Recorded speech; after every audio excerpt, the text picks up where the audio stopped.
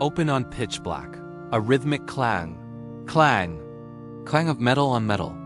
A single spotlight illuminates Leo. He's in a tiny, filthy cell, carefully bending a spoon into a crude key. He stops, listening. Silence. He slides the key into a notch on the heavy cell door. It fits perfectly. He takes a breath, turns it. The door swings open with an oiled whisper. He slips into a dark corridor, tiptoes past a sleeping guard. He reaches a heavy barred door at the end. It's already slightly ajar. A piece of paper is wedged in it. He pulls out the paper. On it, in shaky handwriting, "Don't trust the door." It's a trap. Leo freezes. A shadow looms behind him. He spins. It's his cellmate, Kaos, leaning against the wall, a cynical grin on his face. "Kaos, took you long enough. I left that note 100 years ago." "Leo, how did you get out here before me?" Kaos grins and gestures down the hall. "Follow me." As they pass a cell, Leo glances inside. It's an exact replica of his own. And sitting on the bunk is himself. Leo blinks, and the figure is gone. Kaos leads Leo to the dusty prison library. Kaos pulls out a massive leather-bound book. It's filled with the same cramped handwriting. Kaos. This prison was built on a temporal fault line. Every day at exactly 4:17 a.m., time resets. We wake up in our bunks, the guards forget everything. The walls repair themselves. I've been here for what feels like 1,000 years. Kaos points to a meticulously drawn diagram of the prison layered with hundreds of notes. He taps a spot on the map labeled the core. I've mapped everything. But there's one place I've never been able to reach. Camera zooms in on the core on the map.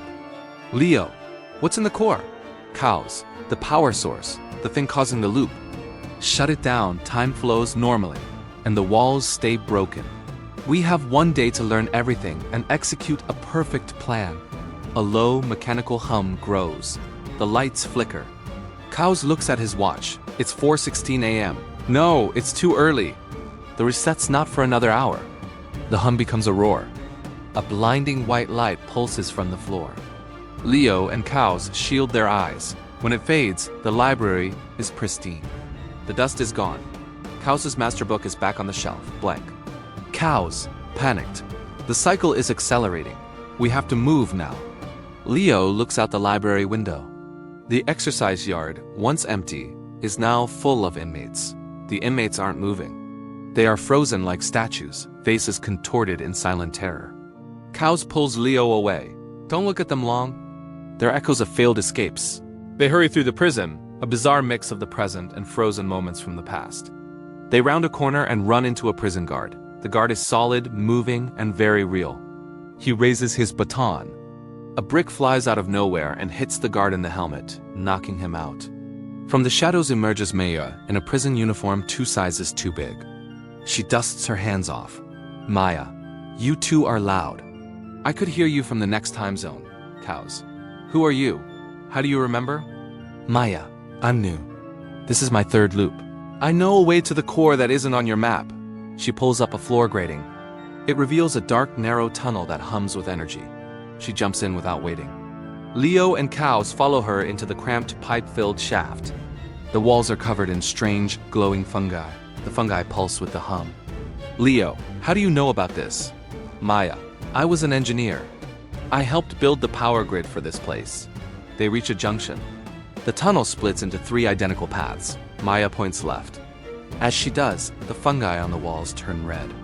Kaos stops her. "Wait, it's changing. The prison is alive." "It knows we're here." Then we go fast. Maya sprints down the left tunnel, now glowing red. They run. The tunnel contracts behind them. They burst into a small chamber. In the center is a pedestal with a single glowing red button. A sign reads, "Emergency core shutdown." Maya lunges for it. Leo grabs her arm. "Leo, it's too easy. It's a trap." Maya, struggling. "It's the override." "I built it. Let me go." As they struggle, the button pops open. Inside is not a switch, but a blinking camera lens. A robotic voice echoes. "Intruders detected. Initiating protocol. Memory lock." A wave of white light erupts from the camera. It hits Maya, and her eyes go blank. She stumbles backward. Maya, monotone. "I am an inmate. I do not remember." Leo and Kaos dive back into the tunnel just in time. The light misses them. They watch Maya calmly walk away. They have lost their guide. Panting in the dark tunnel, Leo turns on Kaos. Leo, you knew it was a trap. Kaos, guilty. I've seen 100 traps. I need you. Your fresh mind sees things mine can't. A low growl echoes from behind them. It's a sound of grinding metal and rattling chains. Kaos's face goes pale. The warden. The prison's will. It only comes out when the pulse accelerates. Run. A terrifying entity forms from the darkness. It's a humanoid shape made of twisted prison bars, clanking chains, and broken glass. It has no face, only a deep pulsing red light where its head should be. It moves with terrifying speed. The warden swipes at them, its arm extending like a whip of bars. It catches Leo's pant leg, ripping it. They scramble up a vertical shaft, the warden slowly, inexorably climbing after them. They climb desperately, hand over hand on rusty pipes. Leo looks down. The red light is getting closer. He looks up. Kaos has stopped. He's staring at a faded number on the wall. Cell block D, level 3. Kaos, voice cracking. This is where I first woke up. The wall next to the number crumbles. It reveals a hidden alcove. Inside is a skeleton in a tattered prison uniform, still chained to the wall. Around its neck is a familiar-looking leather cord. It's Kaos's. Leo stares from the skeleton to the very much alive Kaos. Kaos looks at his own hands, horrified. Kaos, it's me. I didn't escape. I died. The me that's talking to you. Am I just an echo? The warden stops climbing. It cocks its head as if listening. It speaks for the first time. In a voice of rattling chains. The original died. The copy escaped. All that remains is the error. You are the glitch, Kaos. The revelation breaks Kaos. He lets go of the pipe. He doesn't fall, but floats, a shimmer of light around him. He looks at Leo with newfound clarity. Kaos, she's right. I'm a memory that got stuck. But you're the first new variable. You can finish it. Go. He pushes Leo up the shaft. Kaos, glowing brightly, turns to face the warden. He spreads his arms and the light around him explodes. It creates a dazzling shockwave that freezes the warden. Propelled by the wave, Leo shoots up the shaft and bursts into a massive cathedral-like room. This is the core. In the center floats a massive, pulsating sphere of energy. The room is not empty. Standing at a control panel, her back to him, is Maya. She turns. Her eyes are clear. I remember. The lock just filed my memories. The button was a diversion. Maya points to the sphere. Maya, we can't shut it down. It would create a paradox. We have to stabilize it. There are 3 regulators. We have to turn them at the exact same moment. A section of the floor explodes upwards. The warden, damaged but not destroyed, pulls itself into the room. It ignores Leo and charges straight for Maya. Leo yells, "I'll hold it off! Get to the first one!" He picks up a heavy metal bar and swings it at the warden. Maya sprints to the first regulator. She strains to turn the massive wheel. As she turns it, the sphere's pulsing slows.